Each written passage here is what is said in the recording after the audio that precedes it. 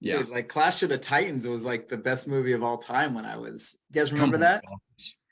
Yeah. Dude, what Harry Hamlin played like Perseus, wasn't it him? Yeah. See, Sean is a deep thinker. That's why Sean and I are. So let's do this. Hey, friends, this is Living in the Matrix. Let's get started because we could have the pre-conversation forever. Yeah. Trust me. Today's going to be one of my favorite days because I get to have one of my best friends on who's a doctor of chiropractic and probably one of the wisest men in terms of knowing how to heal that I've ever met.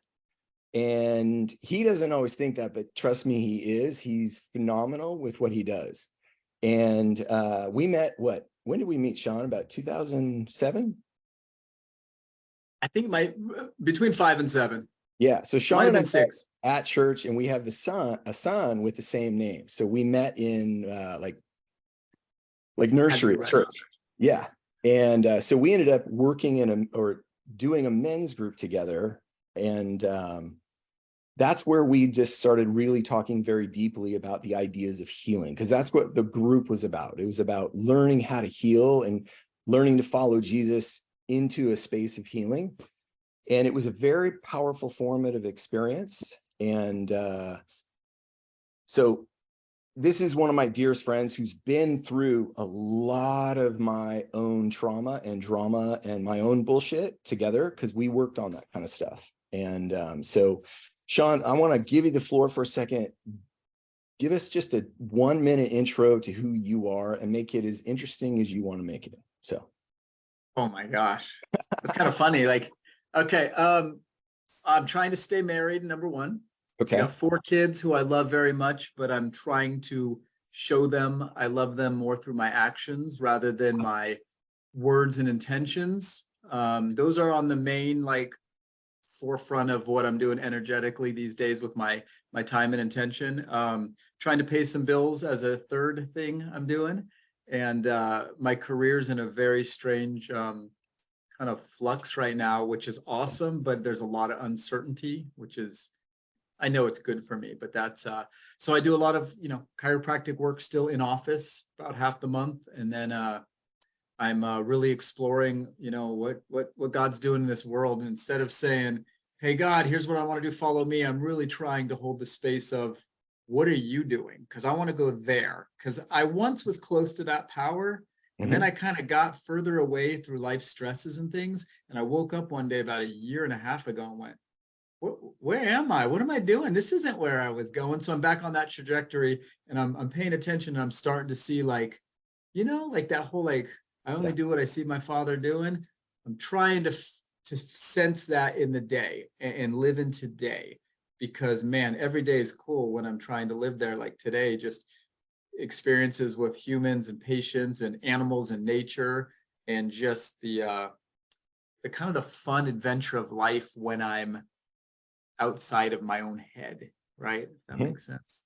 So that's kind of what I'm doing day to day. It, obviously helping people lose weight, get out of pain, get some sleep, get their sex drive back, get their mojo back, avoid surgery, drugs, and most MD offices. I love doctors, but I'm trying to keep them out of those offices, and they want them out anyway. How old does that get hearing the same thing every day? So that's what I'm doing for a gig right now. See, this is Rich. This is why I invited him on.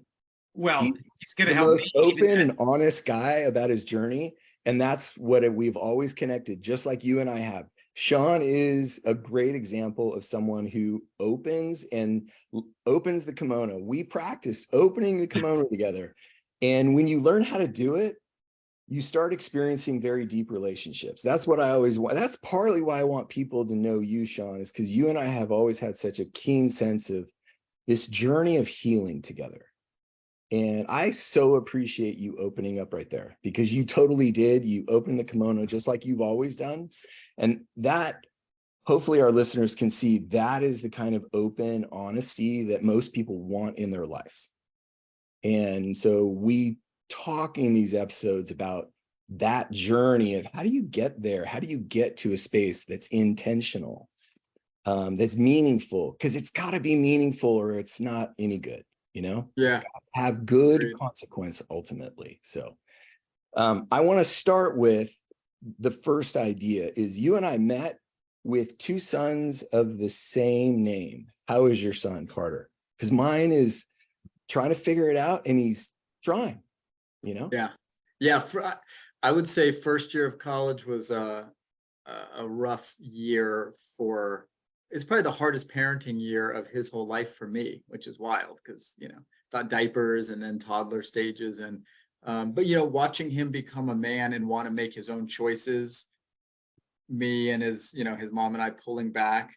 But really just saying, okay, so he got into William Jessup, great school, went on campus, got to live there. I mean, except for like maybe 500, a couple $1,000, he like scholarshiped the whole thing and worked himself to pay for it.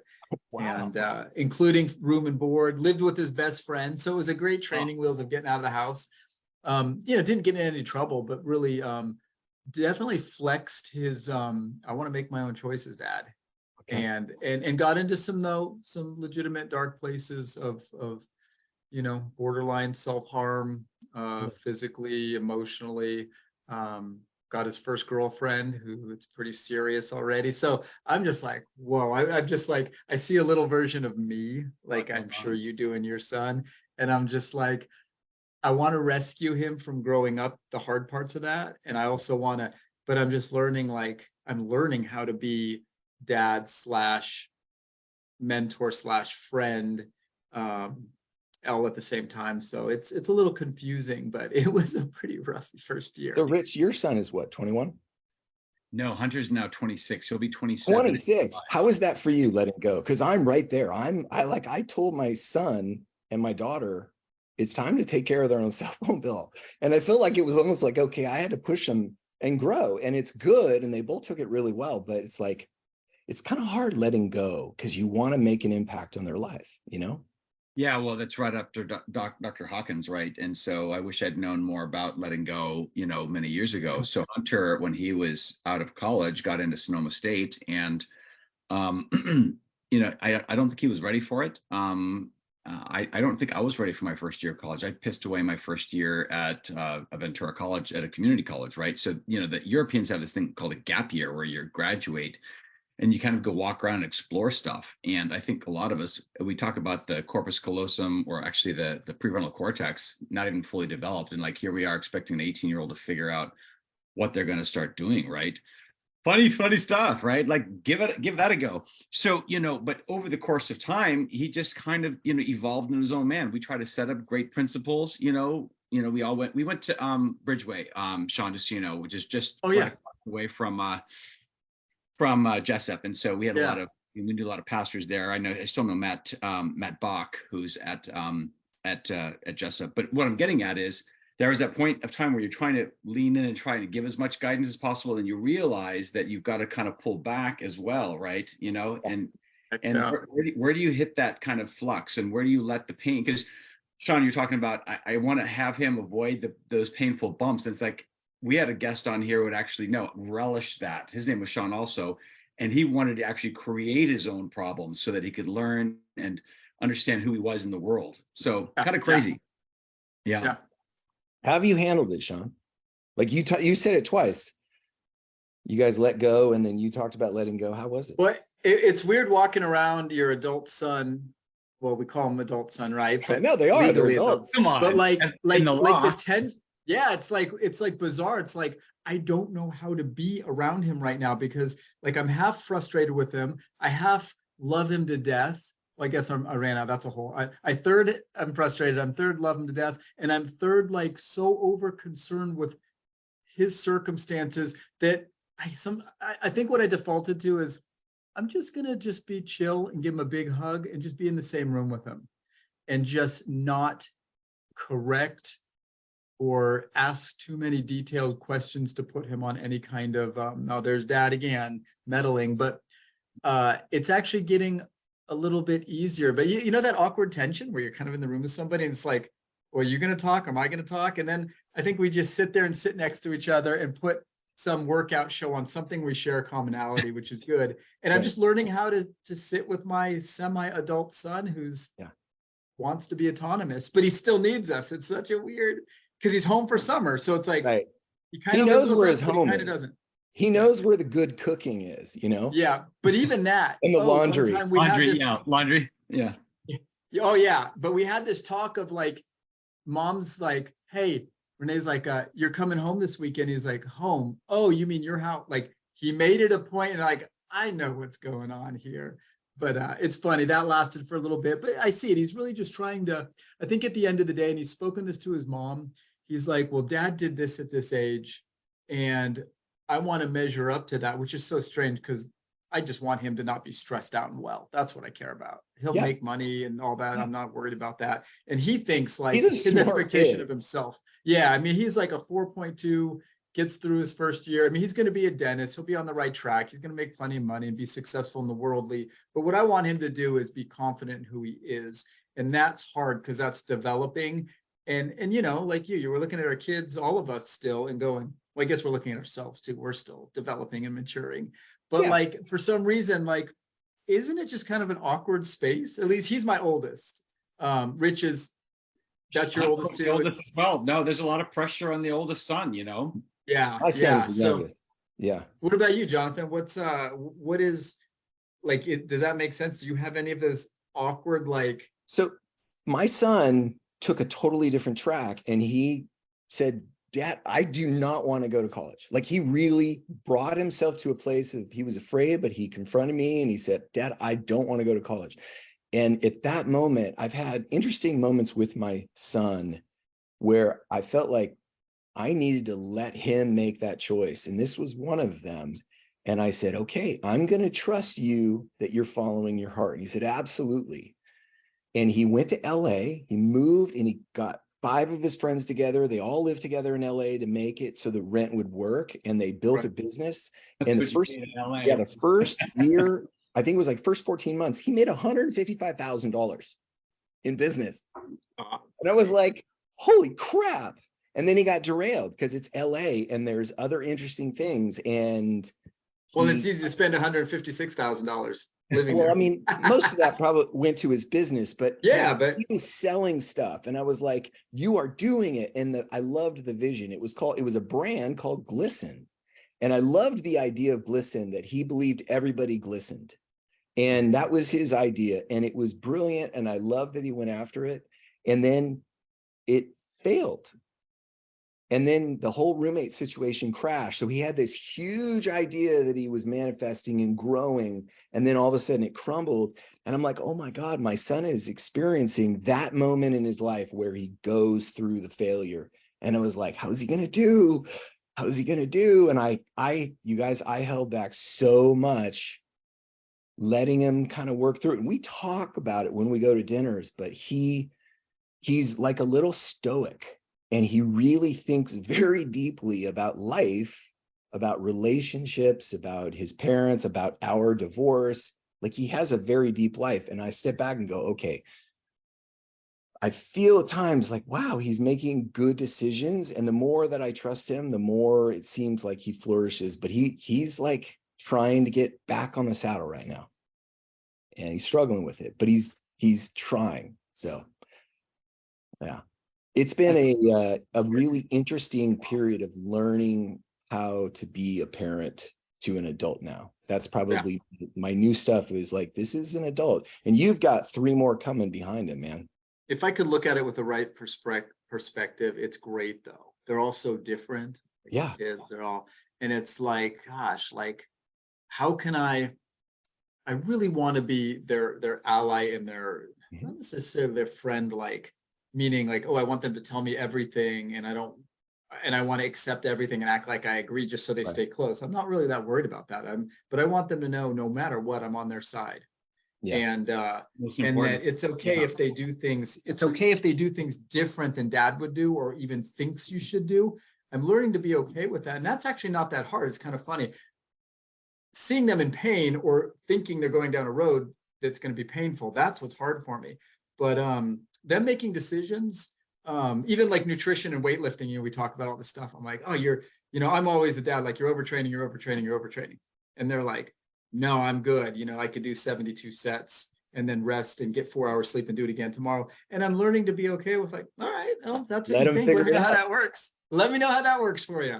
I'm like, I've only been in this space for, 35 years and have done everything wrong. I know. But by all means, don't listen to me. Right.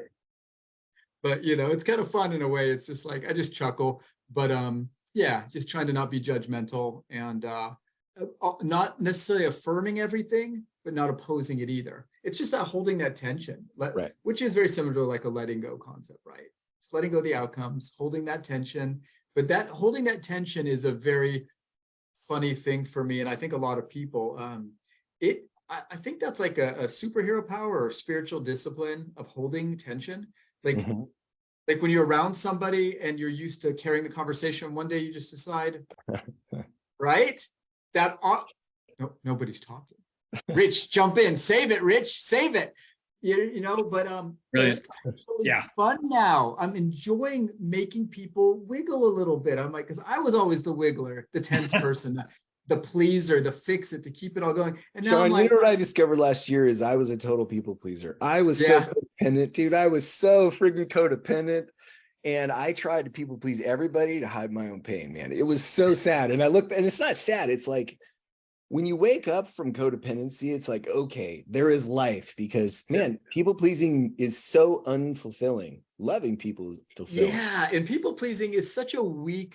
It's Yes. like a weak play. It's just a weak play. Yes. I'm embarrassed. I mean, I'm not like Yes. shameful.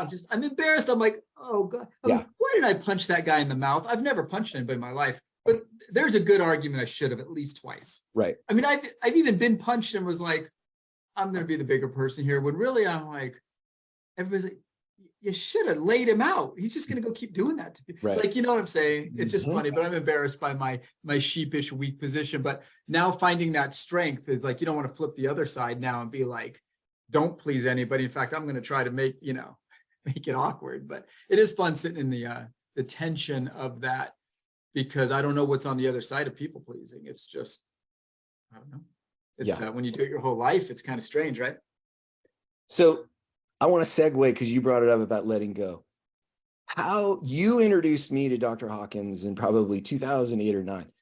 How did you find Dr. Hawkins? Like, where did that? I had a mentor doctor named Dr. John Brimhall. He was a chiropractor, and he I was remember you telling me about him. Yeah, I went to a training seminar, and I kind of snuck into the advanced room, and he was, talking about, feelings buried alive and doing some emotional trigger release work with lasers and colored glasses. And I'm like, what kind of woo-woo whack job is this? Right. And then he called me up. I was trying to hide out in the back of the room, and I'm like, oh shoot. So then he worked on me, and he did some of this stuff, and told us about, Hawkins and the map of consciousness.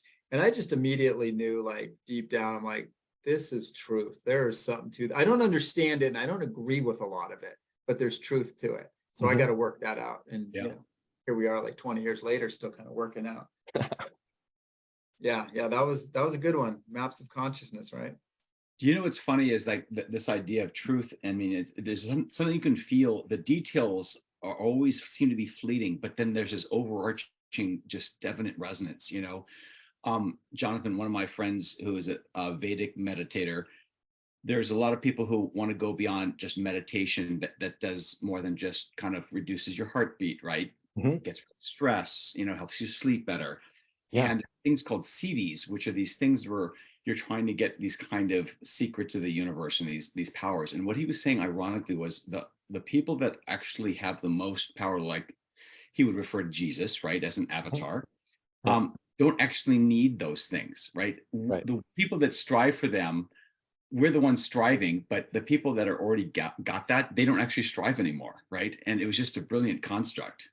You know what somebody said? So I listen or watch a lot of reels. I find them incredible, because Instagram has figured me out. Like, I'm at a 99% perfect feed. It's amazing because how their algorithm works. And I get the same stuff. And this guy said out loud, he said, people don't realize that they're not really chasing the house and the car and the side chick or whatever it is, in third or fourth place. So they're chasing the emotion, the experience of that thing.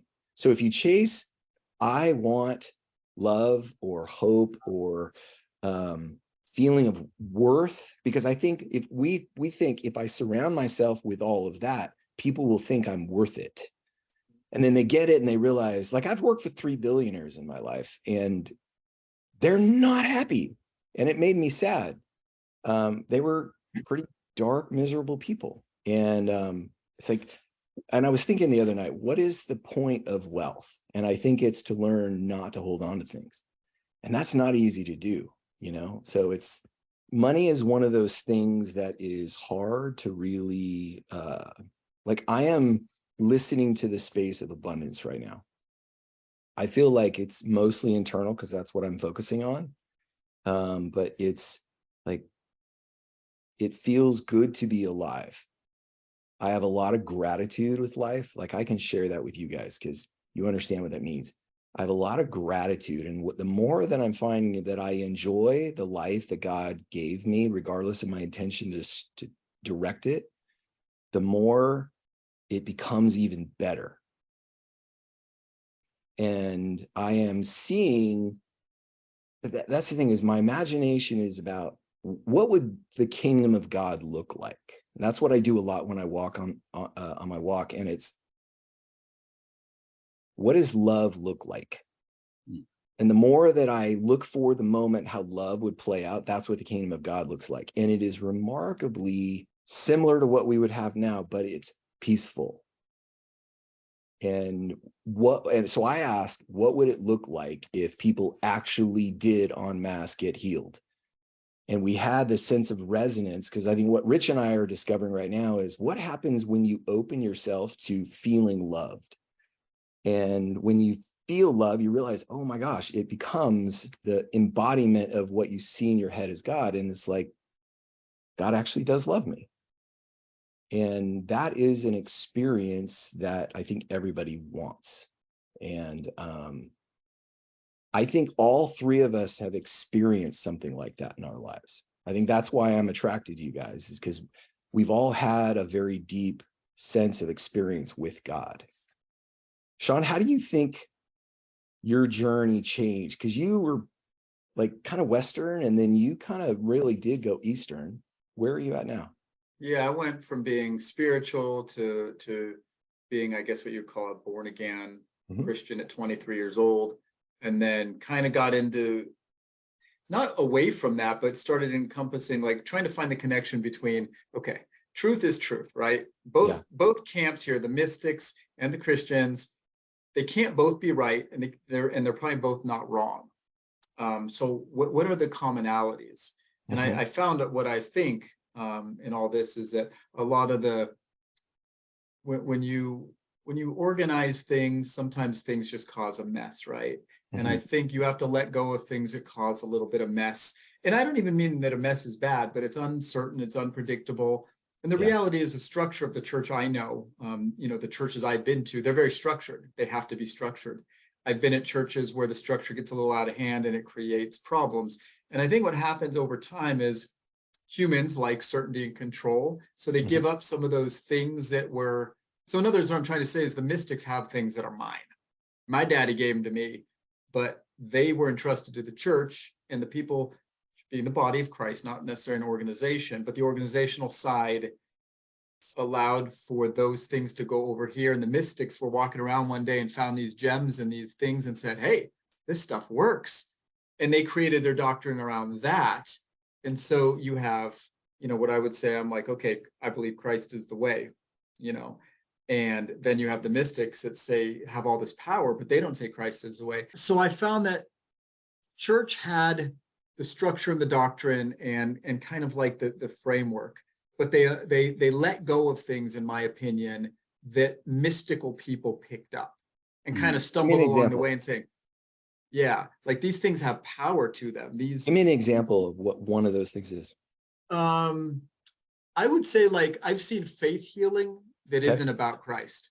But if there is one true God, then all healing comes through Christ, right? If that's, say, the Western evangelical. Okay, we'll give you one, which Rich and I talked about 2 weeks ago, or last week, 2 weeks ago, is there's Dr. Dispenza oversaw a meditative group, non-religious meditative group, thinking about love or projecting love, and the person was healed in 3 minutes. Absolutely. Like that happens, and it's not centered around God or Jesus. Right. So what I feel like is Yet, if you look at a worldview that Christ holds all things together, Mhm.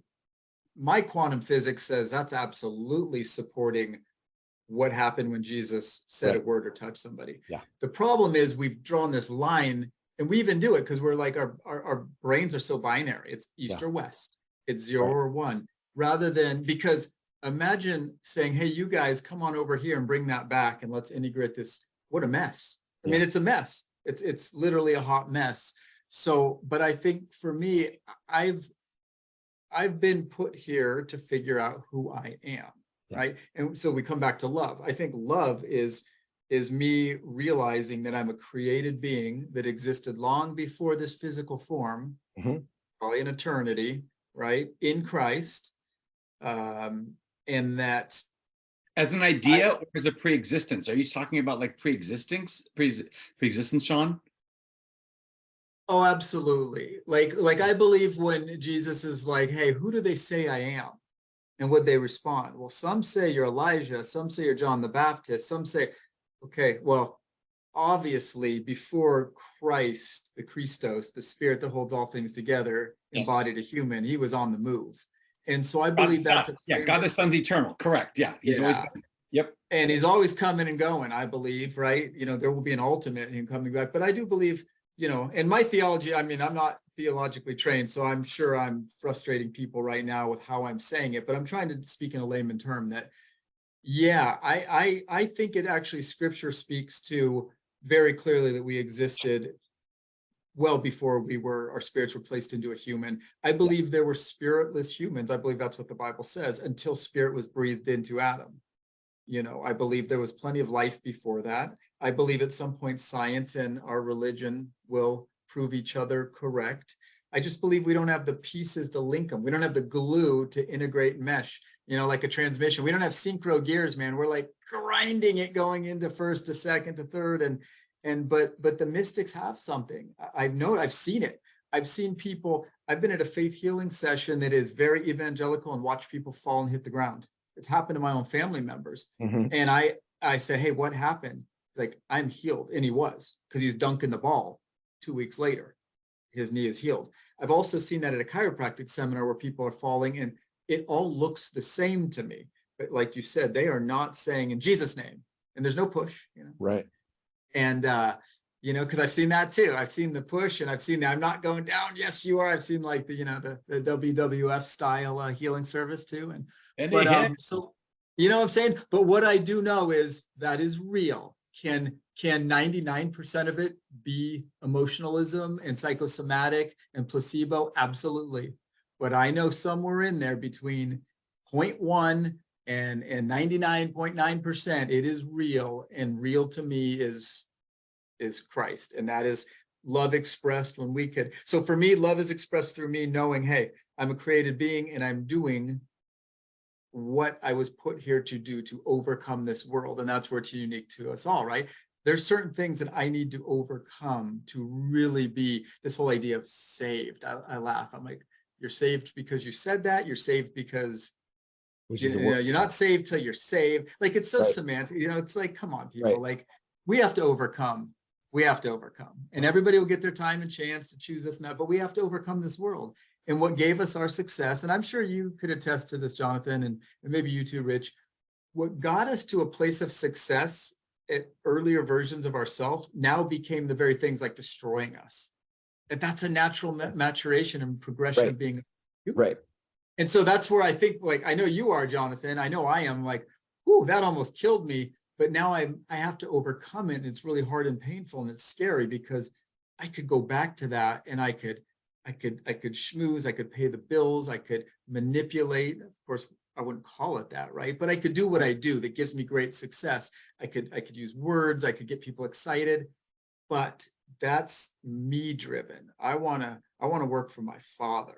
I want to work in love where it flows effortlessly, where I'm not aging myself and I'm not paying the price, because that has a high cost, I feel like. So Sean, I love you, man. I love how deep your thoughts are.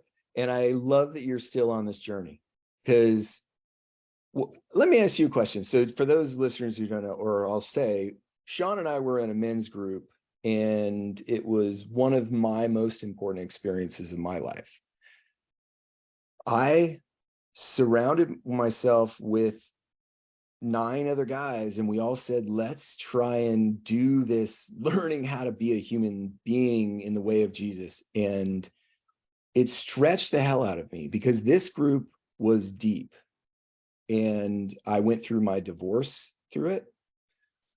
Sean, I think I've told you this, I think I told you this last dinner, that you're the one who called my BS. It wasn't, probably BS is the wrong word, but you said, what if you don't do this group? And I realized, shit, my identity is this group. Holy cow.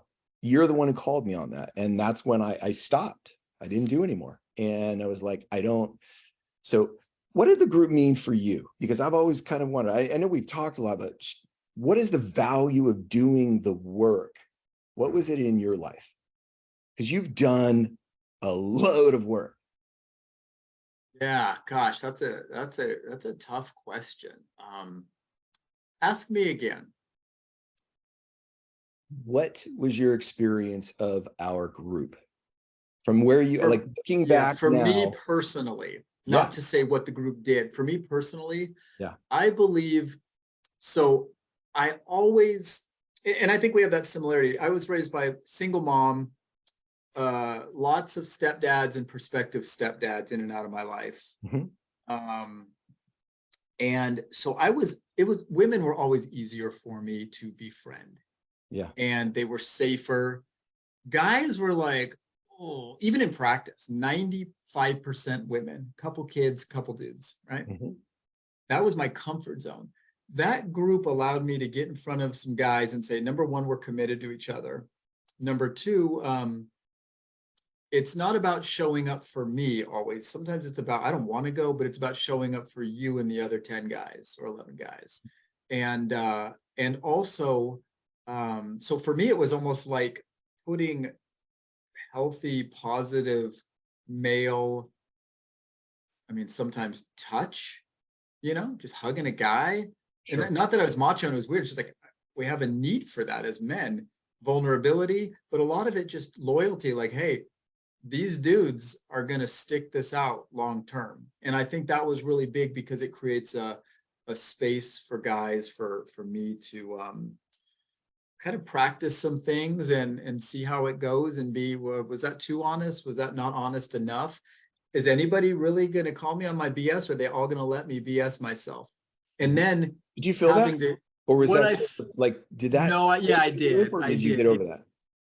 I feel like for me personally, and I don't know if this is for you guys or other men, if it's a common thing, but for me personally, I feel like it's hard for a lot of people to call BS on me because I don't know what it is. And I don't know if I set those dynamics up.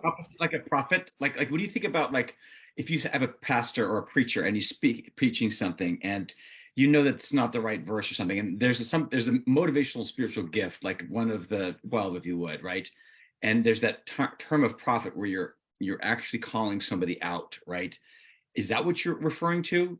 Because I mean, there's different types of BS too, I think, Sean, right? I mean, there's BS in terms of like somebody's actually literally trying to deceive, and others are like, you're going through this process again and again and again, and I've heard it again and again. Okay, now I'm tired of it, right? I'm calling. Yeah, definitely more of that. Like, okay, when are you going to quit complaining about the same things and not do something? Or I remember one time I was, and in fact, Jonathan, you're one of the only ones who did do that for me. Like, Sean.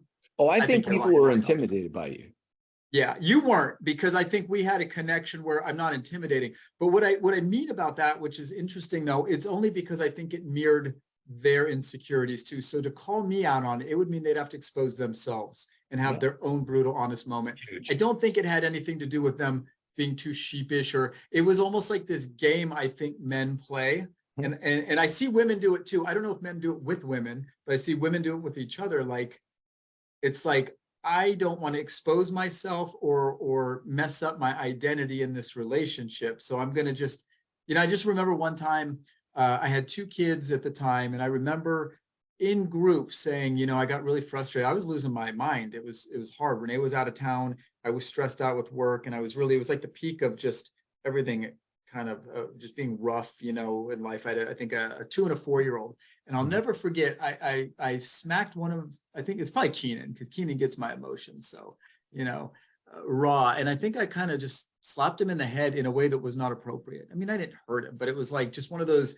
And I just remember feeling like, wow, that is not who I am. That is, I love these kids. And I remember expressing that in the group. And it was like, I couldn't even finish the conversation because everybody was rescuing me. I'm like, no, guys, I'm okay. I need you to know that, like, I'm repenting because I carry myself to a higher standard. And but it was so strange where I felt like it would have been fine to be like, Sean, check, you really screwed up. Don't do it again. You're good. Like, but yeah, that's terrible. But it was almost like, no, we all do it. And it was almost like, oh, guys, like, why are we rescuing No, you? you know why? Let me rescue the group, because I think that was my fault. What I'm learning about myself is that I am a rescuer. And I created a lot of the group, and why I had to stop is because I created a group to rescue myself, but I did instead rescued everybody else. And your call of BS was the one I needed to hear. And that's when I stopped. And so I don't think that was a reflection of the group. I was a reflection. I think I created that space and you fell into it. And because it's a safe space for someone who doesn't want their BS call. Well, at the same time, I remember allowing it to happen too. Like, yeah, we did. People called your BS, but it was, yeah. I remember you talking about that of, is anybody going to call my BS? I do. I remember that. And I think it was genuine because you wanted to grow, you know? Yeah. And that's what, and I also, one thing too, and I wanted more for us all. And I knew it was there. The potential was for it. And it was frustrating to see. But okay, so this is not meant to be, because I include myself in this. It's very similar to what happens in practice. I'll see somebody now. I've been in practice for 22 years. I have some patients I've been seeing for like 15 to 20 years. And they're just repeating patterns. Mm-hmm. And then it's like, but I do it. So here comes the kind of the tough moment. Do I ask them if they want me to be brutally honest? But you know, the minute you ask them that, you're brutally honest, right? Because just asking the question means there's something pretty heavy duty that I got to tell you. Do you want to hear it or not? Right. Which means once you do that, you've already tweaked the relationship.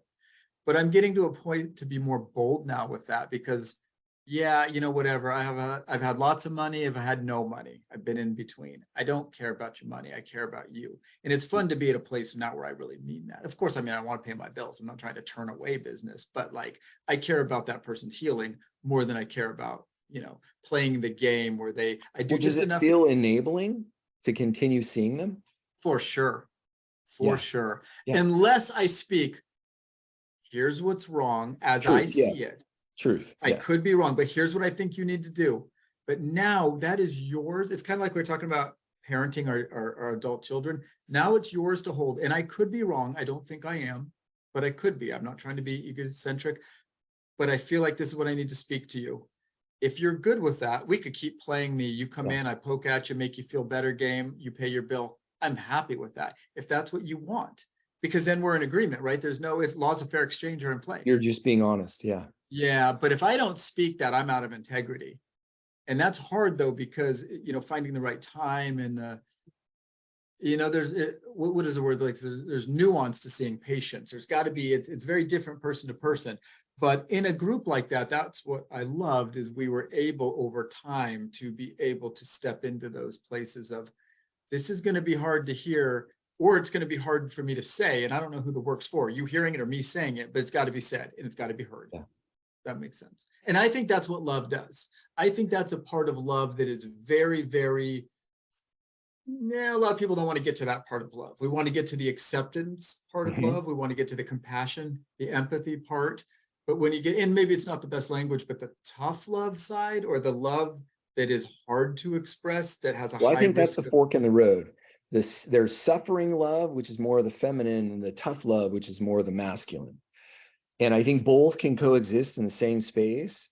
from different perspectives, because some people need a kick in the butt and some people need compassion, But complete love needs to allow for both of those, right? If you can't allow for both, if you can't stay in the pocket and live in the fork a little bit, it's not that's love. the tension. It's incomplete. And then you can't have healthy relationship because it's kind of, I don't mean BS. You're the language guy, but you know what I'm saying? It's almost it's almost like a knockoff. It's not quite there. And when you're not quite there, you don't see the things that I want to see in this world: spontaneous healing, the touch of God. Like that's, I think, in that fork, because if we look at Jesus as the model, he offended a lot of people. He went right to the issue, and he really didn't care about the collateral damage. I mean, maybe he did. I read it like it is what it is. He says this, he knew people were going to be offended and leave, and he just had to speak what he had to speak. But, you know, obviously he loved people because, man, he sure killed a lot of them. Sure. You know, so I think that when it came to the Pharisees, he certainly were leaving them by the side of the road, because they were the ones that were most, they were so comfortable in their own accoutrements. If you, they took the law and they did these things that didn't make even sense, even in context. So I don't know if this is a good time to pivot, Jonathan, because one of the questions I wanted to ask you. No, jump in, dude. As a healer, somebody who heals people, you know, when you're going through that process, because there's a lot of things you brought in, and we talk about the Holy Spirit. There's actually a physiological aspect of what you're doing. When you're actually in that moment, do you use your faith, and when you know who you are in God, and do you use that when you're healing people, when you're trying to do that process? Tell me about what goes through your mind a little bit. I think you wrote your question to me. Do you sense the Holy Spirit working through you? Yes. In fact, just today, it reminded me of when I'm doing what I do, people get what they pay for. You come in, I assess, I work. When I'm analytical and logical, they get exactly what's expected. Expectations are met, typically. I mean, sometimes they're not, right? But most of the time. When this sounds unprofessional and maybe even rude, but the more I zone out and ignore what they're saying and telling me and complaining about, especially the history, the more I just try to ignore it. I got to try to ignore it with kind of a smile on my face, so they don't feel like I'm trying to ignore it. But the quicker I could forget what they say and stare out my window at the hawk that's on the tree for the last 7 years that I love, that's when spontaneous change happens, to the point where I saw a lady, first-time patient. She's a health and wellness practitioner. She couldn't be seen. She's got all these problems. So I said, hey, I'll see you this morning before I start my practice, patients. And the minute she walked in the door, I'm like, it's done. She's good. I'll go through the motions still. And she actually said that as she left. Like, I'm walking out the door's locked, and she's still in my office. I'm like, I gotta go get ready for work. And she said, what you have here is really amazing. She's like, I wish I would have, because we were going to do some work together years back and we just never did. She's like, I wish I would have come and seen you and I would have understood. And she's just saying these things that I'm just like, I'm like, I got to get out of here. But I knew it. I clearly knew it's not what I do. It's not what I say. It's the healing environment. And not to be egotistical, but I am the healing environment, because the Lord put me on this earth to let healing flow through me. Right. It's not, now it is important, my training and what I do and how I speak, because I feel like I do still need to clean up nice and get in front of people to give them an opportunity to opt in. But even the less I care about that, the more it seems to just be flowing, the power versus force. Mm-hmm. And like, that's what you're getting, and you're choosing to just say, okay, this is what's happening. It's scary though, because it had the interim, the transition is painful in a few ways, right? It's painful because, what do you mean by the interim transition? It's painful because, so I could get a new patient to comply to what I want them to do because I know how to influence somebody psychologically. I know the laws of reciprocity. And you're doing it for their health. Yeah. So here's the thing. I know the answer is yes. I just want our listeners to hear that. Hypnosis and mind control. Personally, I like to think I operate at a high level of integrity, but there are times where I know I have to wrestle with, I could tell them I need to see them 18 times or 6 times. What's better for them? I mean, I'll have in a millisecond, I have this conversation that's probably like outside of gravity. It's probably a 2-year conversation I'm having with myself, right? But in that moment, I have to check myself. But what I'm learning is the more I just get away from that and I just tell them what I think, I'll have people opt in to because, psychology is so important. And I'm really good at like getting people to comply and doing what I want. Like right now, I could start shaking my head and somewhere in your unconscious mind, you're like, I agree with this guy because he's getting to me to agree and nod my head and say yes. And I know if there's scarcity, oh, I'm only in the office 2 days a week. Oh, and by the way, I have this new supplement that's not really out on the market. And I could go through the 7 laws of the psychology of someone in your office. Yes. And that has been great. That is Robert Cialdini from University of Arizona wrote a book called Influence. It's so scary how you could get people to do what you want them to do. So it's almost like a curse now. I know that. I don't want to operate in that. So what is the fine line between attracting somebody and for their own good, influencing them? Okay. He calls it, you could use information ethically, or you could be a smuggler of information. I don't want to be a smuggler. I want to use it ethically, but it still feels very worldly. It feels like information you shouldn't know. Yeah. Or have to use. Like, can I just if the spirit's really flowing through me, won't they just know? Right. Well, today that's what happened. And the lady wanted to pay me, but she's a fellow practitioner, so I didn't want her money, because, there's laws of fair exchange. We'll work together. Sure. It'll be fine. It was more important to impress upon her that I care about you. And but it was like, that was a flow of energy that was easy peasy. And I want to operate in that all day, every day. But what I said, the scary part is I still got to pay the rent, buddy. You want to know what my rent is on this place and my malpractice and my overhead? And I got a few bills at home too. I mean, they got to get paid, right? So that's what I mean for me personally, that transition, there's a lot of pain there because it's uncertain. Yeah. It's very uncertain. And it's the responsibility of the father. It's hard. It's freaking hard. And we live in a really fucking expensive world. We do. Absolutely. More expensive now than it's been in a long time. Yeah. Yeah. Preach on, and brother. So, we're going like through a sourdough loaf of bread, like $6. Are you kidding me, man? Come on. So the reality is being a dad is hard. And Sean, you said flux. Is this about, do you want to use your gifts better, or you feel like it's a change of career, or what are you feeling, bro? Yeah, yes to all that. So I have been moving into more of a consulting space. And remember Mary from church way back in the day? Yes. Mary's the best. She used to contract me to come and speak to the child support services and their employee enrichment. Nice. And it was great. It was like, all right, why am I going to go speak in a government county kind of thing? But whatever, they want to hear it. And what I found is the more I'm just myself. So the first few years I curated it to what I think they wanted to hear. And I had to be careful. I can't be too faithful in how I talk. I can't be too woo-woo in how I talk. I got to keep it. I imposed all that on myself. And the more I took risks, the more Mary was like, you were on fire today. I'm like, aren't we going to be in trouble for what I just said? I think I said the word Jesus. I think I can't say that. And what I found is these people are beautiful, amazing people working hard jobs that are trying their best in an arena that gets a lot of flack a lot of times from the conservative world. And what I'm realizing is, like in this last year, I've spoken at a couple conventions for child support services, and I'm really starting to realize, wow, people really need a touch, man. They need healing. Sean, Rich, you've been saying that people need a touch. You've called me several times saying, dude, the world is hurting. The world needs touch.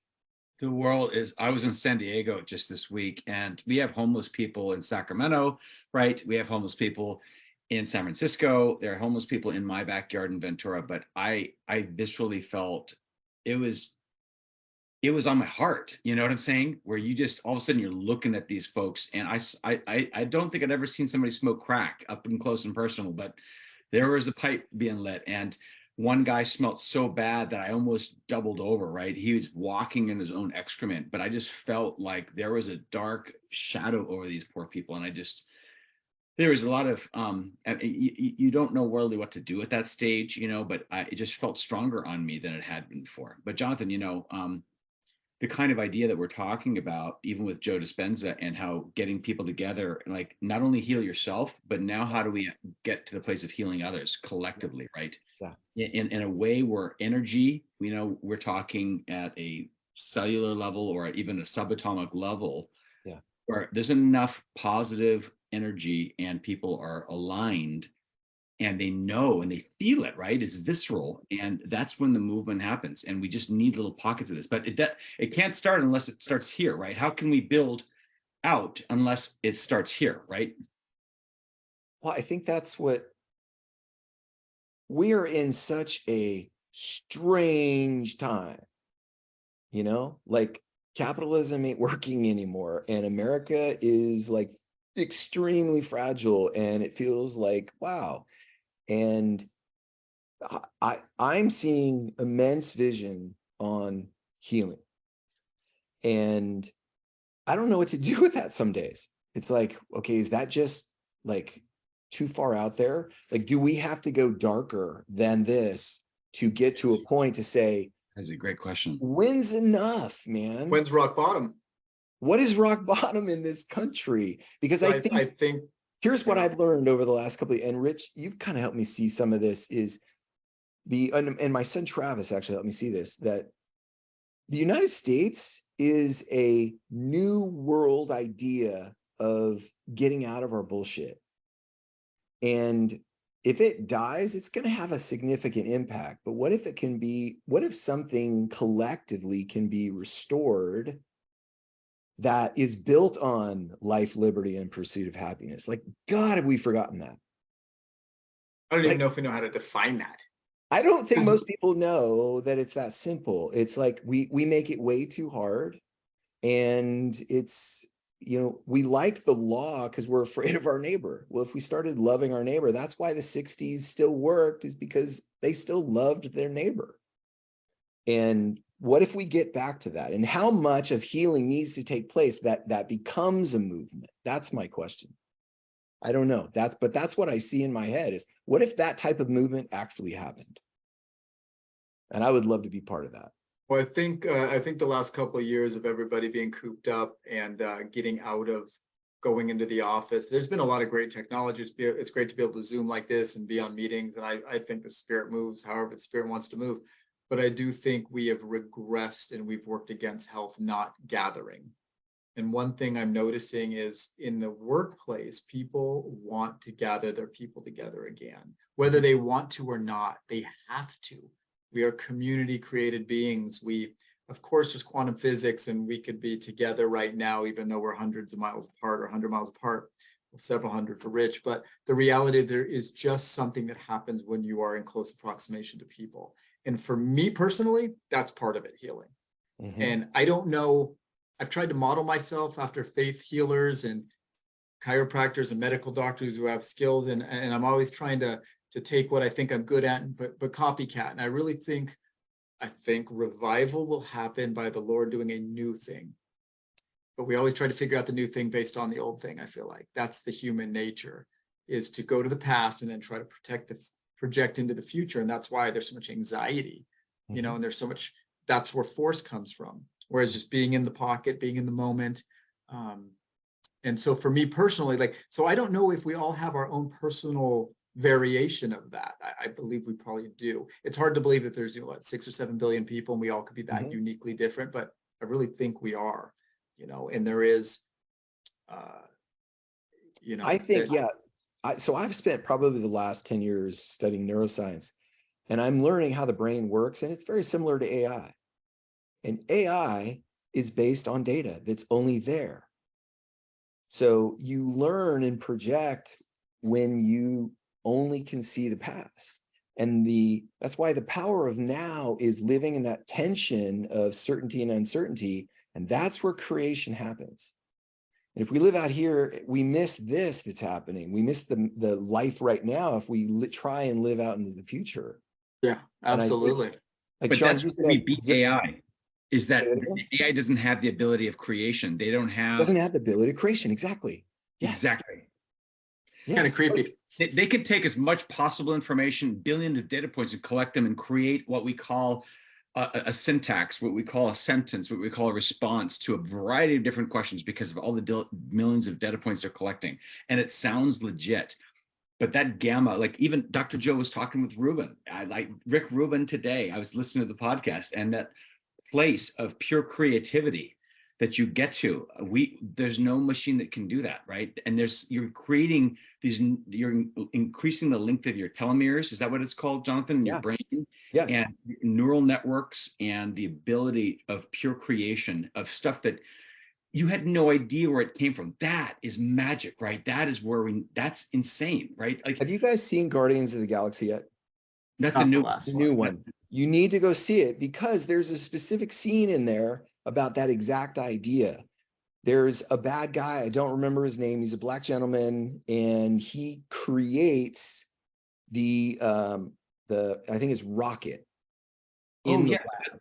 Yeah, Okay. the raccoon guy. Yeah. Right. So the black guy sees Rocket do something that is true creativity, and he goes, "How could you do that? Because I didn't program that in you." So where did it come from?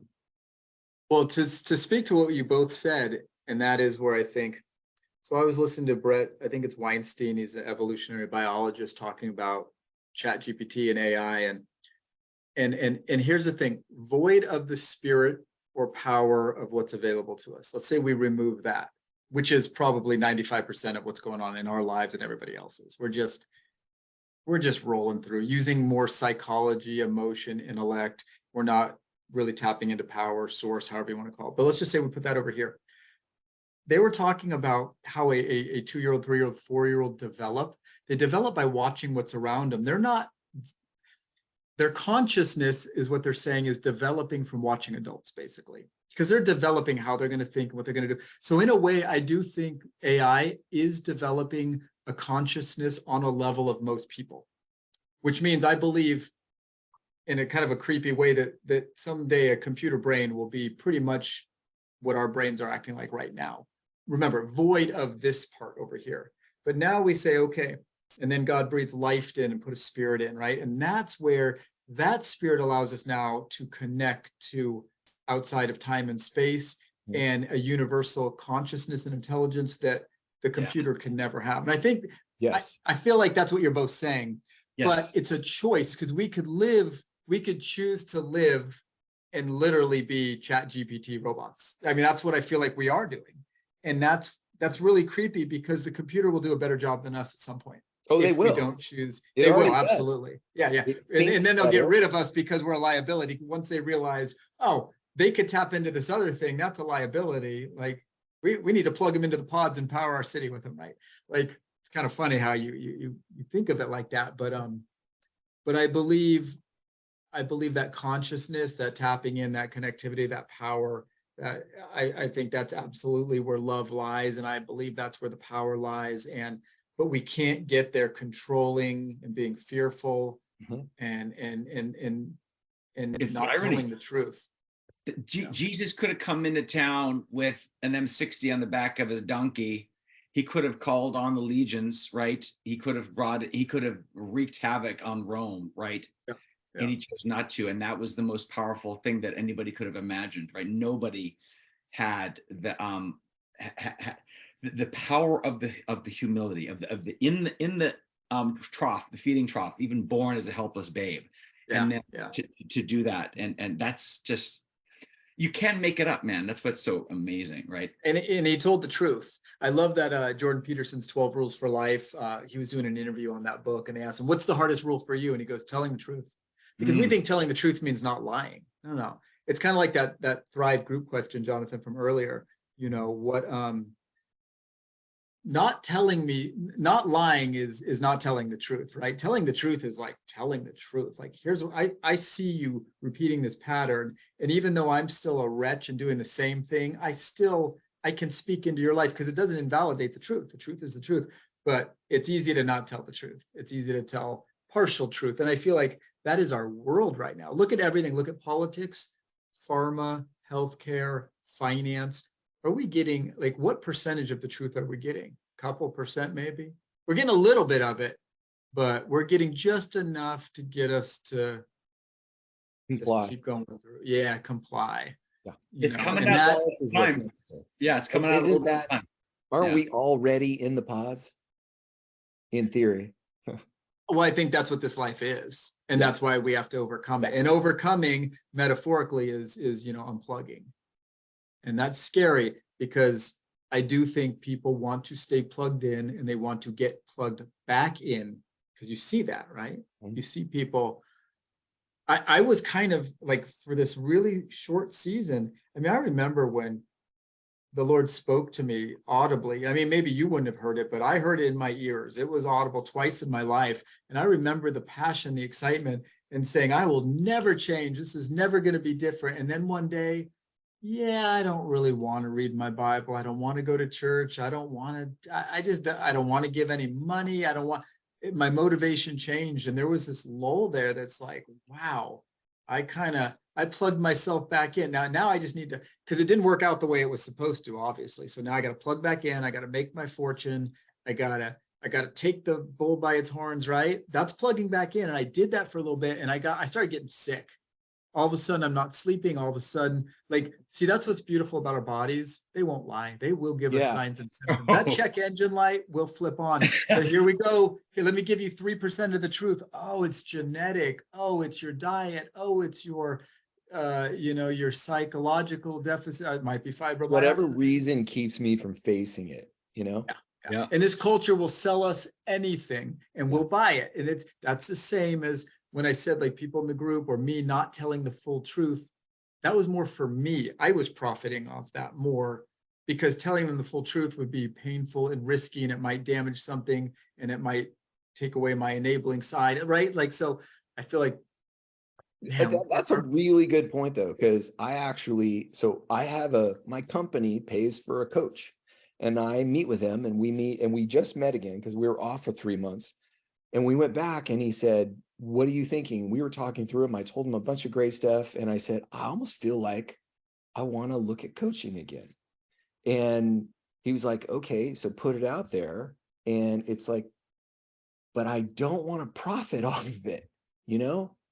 Like, I want to be able to do it full time, but I don't want to profit off of it. And there's that tension, because I don't want to monetize. Is it you don't want to profit off it, or you don't want to have to or want to profit on it? I wish I had an economic engine that would allow me to help people full time. Like, that would be freaking awesome. Yeah. You know, I would totally do it, because I think that's where my heart is. Like the idea of a movement, you know, creating movement around people healing is incredibly interesting to me as a way of experiencing life, you know, because the reality is that our Thrive group allowed us to be human, you know, is that we created a space where we got to be human enough that it gave us enough hope. Like, you know, like, I was walking my dog today going, I'm still here. I'm 56 and I'm still here. Like, I still get a chance, you know, and I want to do something with that. I don't want to spend the last however many years of my life fading, you know. I want to make it valuable. So the most valuable thing that I can think of is, I'd ask you two gentlemen, like I said, you asked me, what is love for me? Or maybe that's how I received the question. That wasn't specifically it, but it's, I feel loved, and I think I am loved best by, you know, living and operating in the space that I am destined to be, or who I really am outside of this body before I existed. Because so I was that infused. flux different than where you're going or where you are. Do you know that? I'm definitely back on track on that. I was derailed for a while. I plugged back in, and now I am choosing to unplug myself. But it's a scary. There's a lot. I realize how scared I am, how much fear there is, and it's not necessarily fear for me at all. It's fear for, what will my wife think? Will I cause her pain? What will my kids think? Will I cause them pain? Outside of that, before I had all this responsibility, I created my life, I was pretty adventurous. And that's where I think the world got me a little bit. That, hey, you know, you're responsible for that. What does that look like? What does that mean? So, but for me, it has something to do with healing. I believe it's physical healing. I believe it has to do with touch. I believe it has to do with, like, I've seen visions of it, but that's me. So how do you guys see that? Like, what is your, like you just said, you know, coaching people, do you feel like that's your inborn kind of God-given, I don't want to say purpose, that's just so like grand, but like, Well, I really think that virtually all of my Thrive experience, which was 7 years, was my own healing and me being completely codependent. I tried to heal other people so that I could heal. Like I figured it out working with other people how I could heal myself. So it wasn't completely codependent, but I wanted healing. My mom taught me how to heal. And but I realized, man, was I broke? Broken is not the right word anymore for me. I had too much noise in my head to see the truth. That's the best way I can describe it. And the noise only went away when I learned how to love myself. And when I learned how to love myself, I stopped worrying.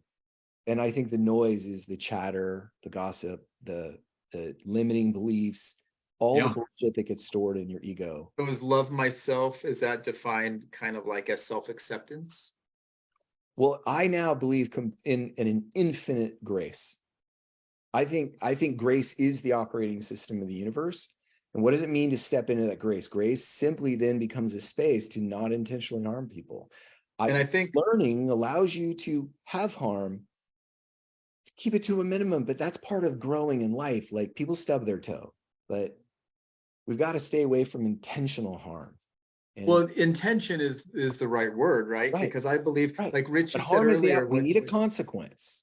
yeah, yeah. But Rich said it earlier, like Jesus was pretty rough on the Pharisees.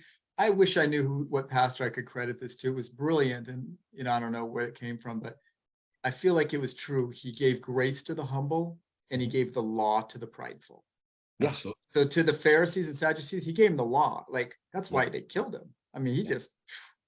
Well, the law and is to, logic. He had no grace. He had no grace for the right, Pharisees. no grace. It was like, oh, you want to play by these rules? Here's your own rules. But that was He always their met them where choice. they were at. Yeah. Yeah, but where Right. they were at, he didn't impose it on them. He didn't judge them. He just knew their hearts. And I think that's what's so beautiful. Like if your intention is truly right, and that goes back to like, okay, when I'm seeing clients, okay, what's best for them? If that's my intention, then whatever happens, happens. However much money I do or don't make happens. But if my intention is, this is a business, I got to keep the doors open.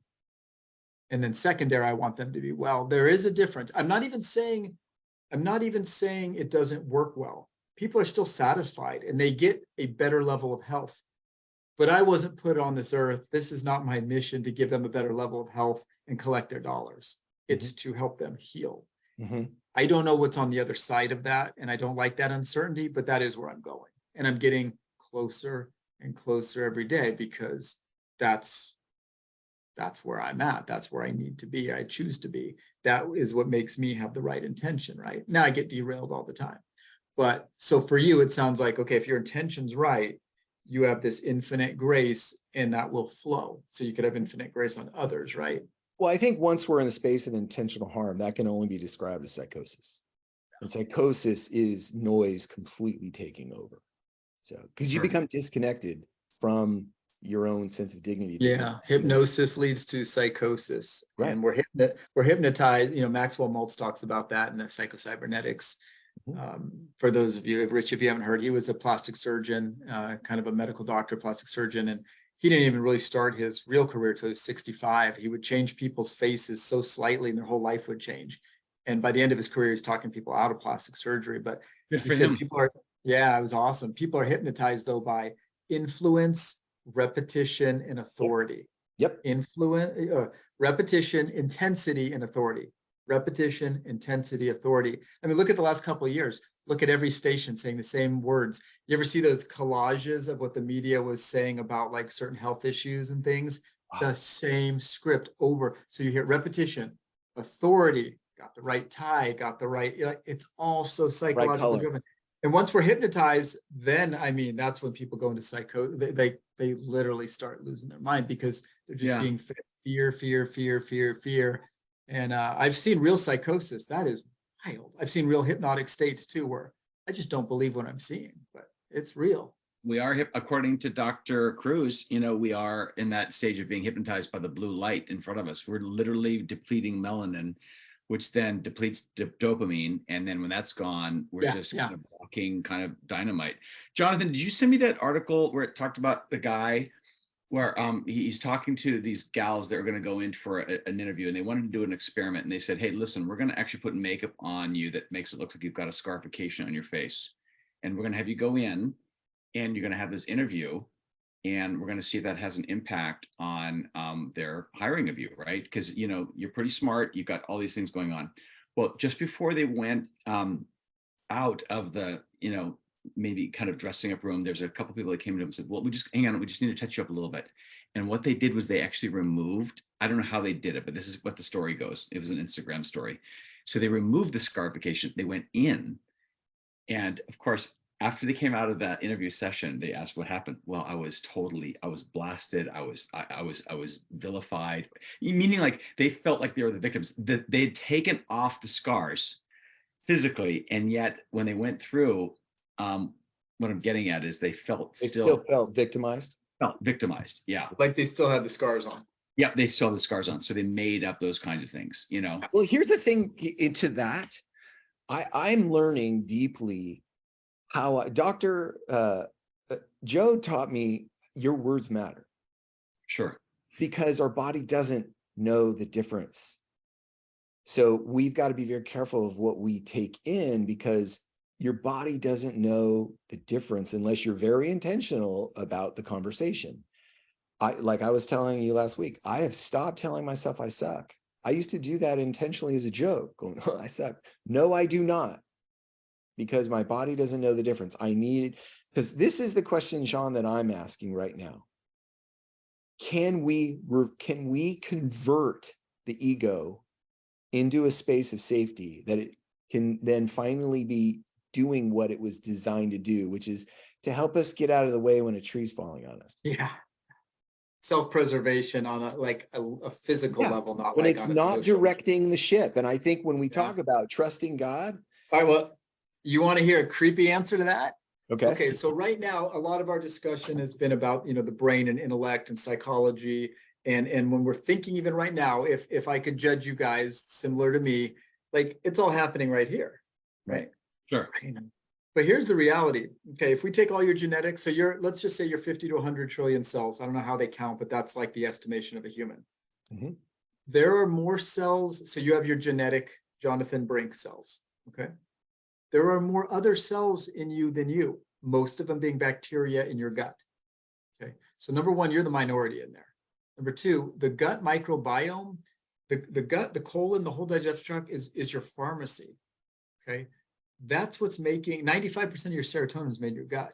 Good for bone health. But what's serotonin? It makes you feel good about yourself, content about your life. Okay. When we're not on a species appropriate diet, like for me, plants don't do well with me, period. Mm-hmm. So when I eat plants, that fiber that is not digestible goes into my gut and bugs eat it up, bacteria. That's why it goes through you. Okay.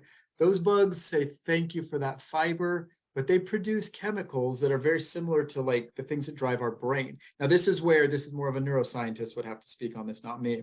But the way I understand it, and I understand it enough to know in layman's terms, I believe those bugs influence our thought, not just through producing chemicals. Like when we crave certain things, like they've done studies, not studies really, but clinical treatments where people have really bad gut bacteria and it's so overgrown with the bad stuff, it's killing them. They remove basically their poop and they get a donor's poop and they put it in them. There's one study where a marathon runner got really sick. Okay. Her cousin, they try to make it genetically kind of more adaptable. So like, your cousin's better than a stranger. They took her fecal matter and planted it in this gal. In the first year, she changed, no habits, but she gained the exact amount of weight heavier than her cousin was of her. 32 pounds she gained in a year. This is a marathon runner, a very fit person. Because the bugs started changing the way she behaved and thought and craved and processed food. That's creepy, right? Yeah. So right now you're thinking, blowing my mind, bro. Yeah, like this is like start like looking at like Google some gut microbiology or fecal transplant personality changes. I mean, this stuff is real. It's creepy. So like I'm talking to you, Rich. I'm talking to you, Jonathan. But you know what? I'm talking to something else more than you. like what makes you you is your genes, there's less of that in there. So who am I talking to? Right. It's like, you ever see the Spider-Man, the Venom movies where Venom's inside, like attached? Yep. Like that's kind of what's going on in there. And it's suggestive. And I mean, Robert Lustig is a pediatric endocrinologist from UCSF. And he wrote a book, The Hacking of the American Mind, or, how corporation knows how to hack us and how we're addicted to everything. And it's all about this gut-brain connection. And like, oh my gosh, that's what I mean about knowing the truth. We don't even know how our brains work. We're not told full information here. Yeah. But I'll tell you what, some people know how it works. And you want to get into profit. But the point being, the way your brain works and the way we operate in this world. So I guess what I mean by that is this is where the physical and the metaphysical or the spiritual come together, I believe. Because if your gut microbiome doesn't work right, your brain doesn't work right. And I feel my personal belief is when you are sick, when your gut and your brain are not working right. I mean, to the point of like schizophrenia has been documented to be cured by gut health. Autism. And there are companies that are been in practice a lot longer than me that heal schizophrenia through the gut, which shows us, okay, some churches are saying that's mental ill or that's demon possession. Psychology is saying that's uncurable schizophrenia. But the point being, I think there is a marriage where the call it the demonic, call it the spiritual world, call it the shadow world, whatever your language is. I believe when a human is like susceptible, that's when it attacks and attaches. And I believe that is what we need to break, and how we heal is breaking those bonds of the spiritual, physical manifestation. Because, if there's good, then there has to be what? Evil or bad. If there's light, there's only light because there's dark, right? There's only up because there's down. It's the bipolar nature of this world. So we can't just say, oh, you're sick, let's heal them, without understanding why they're sick and how they're sick. And I believe that Jesus had a way of understanding these things, and he modeled it. It wasn't maybe complete. Just because it's not in the Bible doesn't mean he didn't do it, right? You can't say he did either. But when he said, oh, we want you to heal our friend. Okay, your sins are forgiven. Bro, we want you to heal our friend. You just said his sins are forgiven, right? Or your sins are forgiven, get up and walk. And other times, it was spit in the eyes. Another time, like we assume we know why he did it in different ways. So maybe it was because to just model for us, hey, there's going to be a lot of different ways, and I'm going to entrust you, Jonathan Brink, or you, Rich, with one of these ways, and that's going to be your focus. Or we don't know why the heck he did it, and we've made all this theology because we're afraid we don't have the right answers, and we still don't know what the heck he was doing, but he was doing it in different ways. And so that's what I think when we get into the healing space. Oh man, it is complex. It's not just so easy. And that's why sometimes just praying for somebody doesn't work, and other times it does. So yeah. That's A couple things I wanted to say before, I'll scoot, but going back to, we need the discernment on the healing side of things, because Dr. Cruz, I brought up somebody that I met who was trying to help out. So Dr. Cruz talked a lot about light and having the light come shine through. And that's like 95% of how we can heal things. But I'd mentioned somebody else that was doing some stuff with called humic substances. So something you consume that's supposed to take out the glyphosates in the system, right? When you have Monsanto. And this is stuff is called ion. And he literally disdained this guy. He thinks this guy's full of crap. Yeah. His name is Zach Bush. Yeah, I know Dr. Bush. I've actually used the product. Yeah, I call it expensive dirt water. Exactly. It tastes like metally kind of weird stuff. But what I'm getting at is in the gut biome world, there's so many different kinds of things. So what I'm trying to ask you is, how do we cut through what at least Jack Cruz thinks that there's real healing paths, right? And then there's garbage. Something he said too, Rich, that I caught in another, I don't think he mentioned it with you, and he didn't mention it much, but he has said, eat like a great white shark. That's speaking to the gut microbiome right there. What he means by that, and I think it's because that's not his angle. Are you talking about Zach or Dr. Cruz? Yeah, he's talking about Cruz. Dr. Cruz, eat like a great white shark. What does that mean? Great white sharks don't eat plants. That's, I believe, what he's saying. Yeah. Correct me if I'm wrong, but because Jordan Peterson eats beef, salt, and water. That's right. I mean, I personally have been carnivore. I have not eaten a plant in 7 weeks now. Okay. I was already ketogenic nutritionally for 4 years, eating under 50 carbs a day. All I was eating was a little bit of lettuce here and there, some nuts, and coconut. That was the only plant material I was eating. When I stopped eating that little bit of plant material, that just little bit, so I had lost 30 pounds in 4 years. I lost 5 pounds of body fat in 2 weeks. I was shocking myself. I didn't understand what was going on. I got all scared. Maybe I got cancer. Like, it was like weird for me. And I mean, I looked at my body in the mirror and started changing. My bowels started changing all over just that. So personally, my microbiome, and then I went through what all these doctors told me was going to happen. I didn't believe it. I couldn't leave the house for a couple of days. I was like, whew. You know, that whole don't trust a fart thing? That was no joke. And then all of a sudden I went through another phase where everything slowed down. I'm like, I've never had that in my life. I'm like, what? And what is that? It's all the war in my gut, my microbiome, just from pulling out 4 foods. Are you kidding me? So like, it's powerful. And now I'm eating more. I'm not hungry all the time. Everything they told me was going to happen is happening. And it's not psychosuggestive, because I don't have any faith in most things doctors tell me, right? Sure. I barely believe myself on a good day. But I'm in the gym stronger. I'm in the gym longer if I want to be. I have more energy off less sleep. I gave up coffee for a few weeks just to see what would happen. No real change. So I guess that's the only technical plant I'm using right now. But I'm not saying the whole world has to do that. But I'm saying there's a good chance. Pure carnivore diet. Yeah. And I never would have thought, but that's all the gut microbiome is the issue. It's the gut microbiome. And so anyway, that's my point. Jordan Peterson's daughter got off of SSRIs and on a pro meat diet. Yeah. She's like lion diet. She's like 1 meal a day, beef, salt, water. And so is Dr. Anthony Chafee, the plant-free MD. Like, people are doing this for years and they look amazing. See, that's the thing I'm noticing. When the gut's right, that is truly our fountain of youth and our anti-aging. But to the point of like where I feel demonic things are attracted to sick, hypnotized people. I also believe the minute I started taking care of myself on a different level, I've noticed my spirituality changing too. Which is interesting. Principle. The Matthew principle. That's the Matthew principle.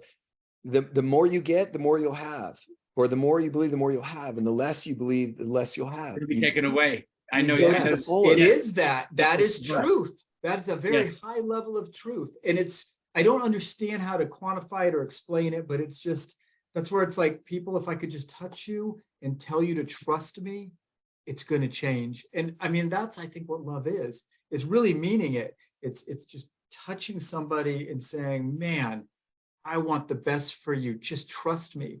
But that's a lot of pressure. Like, I used to feel that was a lot more pressure. Now I'm like, screw it. I'd rather take the risk and look stupid and give them some false hope than not take the risk and trade time for dollars and give them what's expected and then leave. And then 2 weeks later, they hurt again, that whole thing. So my mom was a healer, and she could literally just affect people in one session, like radically. Yeah.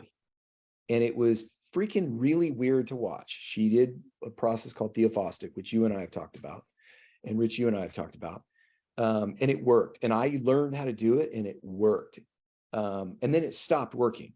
Okay. And a lot of the work we did at Thrive, I feel like it was just my mental energy trying to overtake guys. And there was good work, but I realized it was never the level that my mom had. And I realized now what my mom did is she was never in her mind. She was always in her heart, and she would just touch people and she would feel whatever they would feel. But what would happen would be this exchange of energy, because she connected to their worst place, and it would automatically exchange with good energy. And they would feel enough that they could get to courage and face their own fears. And once they did that, she had them. Absolutely. And I realized that came through touch, not through her mind.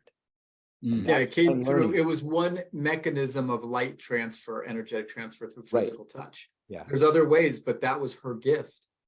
Yeah. And I think that's the thing that I'm finding is the more balance I have between my head and my heart, because I think most of Thrive was in my head, and I could get to my heart, but it was mostly my head.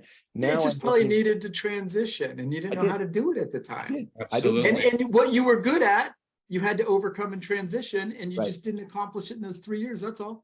Right. Took you a few more. We But got if you there. did it over again, year 1 and year 2 would have been real different, right? Yeah. And I think the thing that I loved about it is I genuinely did want to see guys experience the same things I did, which was to, you know, It was great intention. Hey man, we're all just growing up. Right. You know? We are. And there was some BS and we dragged some things on. We did, but like we've learned from that, all of us. I mean, I know you and I did. And I did. Yeah. That thing you said your mom about the transfer of energy, it's really funny. You know, our mutual friend Chris, right? Crazy Chris McCarley. Love him. Yeah. Oh yeah, love him. I remember one time I was working on him and he said something profound and I kind of laughed about it, but it's stuck ever since.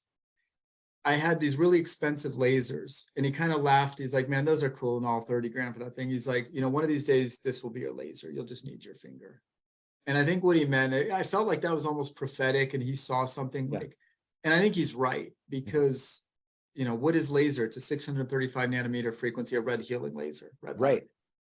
Well, can't we create every frequency and emit it? The problem is we don't know we can, so we're always like ingesting frequency. But I believe we could be like, and I don't know what Jack Cruz, you know, Dr. Cruz would say about this, but I do believe we can put almost like a block. I think we could project out and block some of that light from coming in. But when you're tired, worn out, and you're hypnotized, it's just, you're just like a vacuum for it, you know? So Dr. sucking in the wrong. I felt he's bitter. He's bitter because he spent so much time, so much. He's fought a hard fight. He has. He studied so hard and he realized, imagine everything you understood, 99% of it is all bullshit, according to his, you know, his experience. So you go through all that and basically throw it all away. And he goes, you know what? I don't have that much time left. But at the end of our actual session, it was kind of cool because we're like, wait a minute, man, there's a few kinds of things. The light's kind of peeking in. And then I felt, it seemed like he felt he acknowledged a few of those, right? And so that's what we have to do, right? We have to have, you know, we're alive, we're here, we've got community, we've got family, you know, we're waking up every day, you know, and we're going about it all over again. And then when you wake up with that gratitude, Jonathan, that Matthew principle, I think, is like gratitude. When you're grateful for things, the gratitude, I think that's where it works most.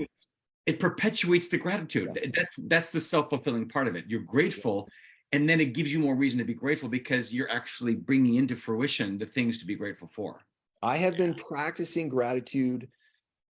I'm trying to get down to a minute by minute, but I think about it all day long for 9 months, and it has radically changed my life.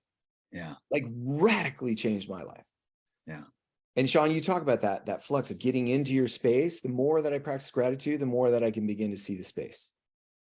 And that's what I want for other people, is to be able to see how fucking good it can be. And I think that's the kingdom of God. I think Jesus understood you could see the kingdom of God today. And when you could see how good it was, you wanted everybody to experience it. And that, my friends, is the meaning of life. Sean, it's been a pleasure. I loved having you here. Please come back again. We would love to have you. Rich, you want to say any final words? No, I've been looking forward to this, and it actually opened up. I thought we might go down some theological rabbit hole, and I'm glad we didn't. I'm glad we just focused on our heart, touch, healing, just going through life, you know, being authentic selves. It was awesome. Really appreciate it. What about you, bro? Jonathan, the only thing I really got to ask is, okay, I don't think I've ever worn a green t-shirt in my life. No, really. And Renee's like, you got to send those back. And I'm just like, I'm wearing a green t-shirt. I pulled it out of the package. I haven't even washed it yet. And like, we're wearing like the same green t-shirt. Yours is blue. An $11 Banana Republic from Costco, dude. It's the light, man. This is H&M. Trust me, it's green. I'm under fluorescent lighting. I'm under blue light, man. I'm under blue light. Killing myself over here. Darn it. I will finish with this. I have started a new practice, and Sean, you inspired it. I now lay on my grass with my feet on the grass and look at the sun for 4 minutes a day. And it's the best freaking thing I've done. It is. It's the best thing I've done. So. Wait a minute. Have you tanned your perineum yet, though? Or your balls? That's got to be next, Jonathan. A lot of melanin in there, boys. A lot of melanin in there. All right, everybody, have a wonderful time. Hope you enjoyed it. If you did, please comment and review. We would love the conversation with our listeners. And this has been Living in the Matrix with Jonathan and Rich. Say good night, everybody. Much love.